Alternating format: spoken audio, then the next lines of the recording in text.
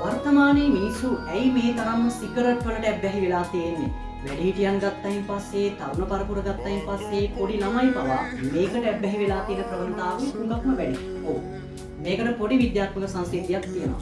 ඒ තමයි සිගරට් එකක් පත්තු කරායින් පස්සේ ඒකේ තියෙන දුමේ විවිධාකාරයේ රසායන ද්‍රව්‍ය අන්තර්ගත වෙනවා. ඒ අතරින් එකක් තමයි නිකොටින් කියලා කියන රසායන.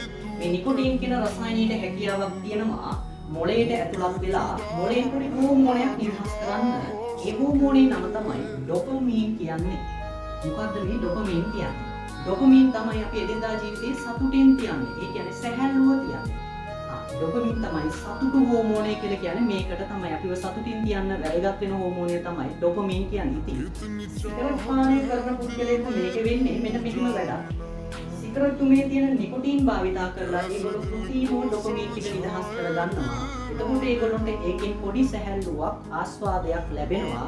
හැබැයි ඒ ආස්වාදය ලැබෙන්නේ තාම කෙටි කාල සීමාවකට විතරයි. ආයිමත් ඒ සතුට අවසන් වුණායින් පස්සේ ඒගොල්ලොන්ට සිද්ධ වෙනවා ඒගොල්ලොන්ගේ මොළේ හුරු වෙලා තියෙනවා සිගරට් එකෙන් නිදහස් වන නිකොටින් භාවිතා කරලා ඩොපමීන් ටික නිදහස් කරගන්න. ඉතින් වර්තමානයේ බහුතරයක් මිනිස්සුන්ට මේකෙන් ගැලවෙන්න බැරි වෙලා තියෙන්නේ මෙන්න මේ කියන සංසිද්ධිය හින්දා වෙනවා. ඒ වගේම පොඩි ළමයි ගත්තයින් පස්සේ මේකේ තියෙන බරපතලකම තමයි ඒගොල්ලෝගේ මොළේ වර්ධනය වෙමින් තියෙන කාල සීමාවක් නෙමේක. එතකොට වෙන්නේ මේ දුමේ තියෙන විවිධාකාරයේ රසායනික ද්‍රව්‍ය වලින් ඒගොල්ලෝගේ මතක ශක්තියට පෙනහළු වලට ඉතාමත්ම දැඩි ලෙස හානි කරනවා. ඉතින් ඔයා සල්ලි දීලා ලෙඩ අරගෙන දුමට යට කරගන්න එක නෙවෙයි ඔයාගේ ජීවිතේ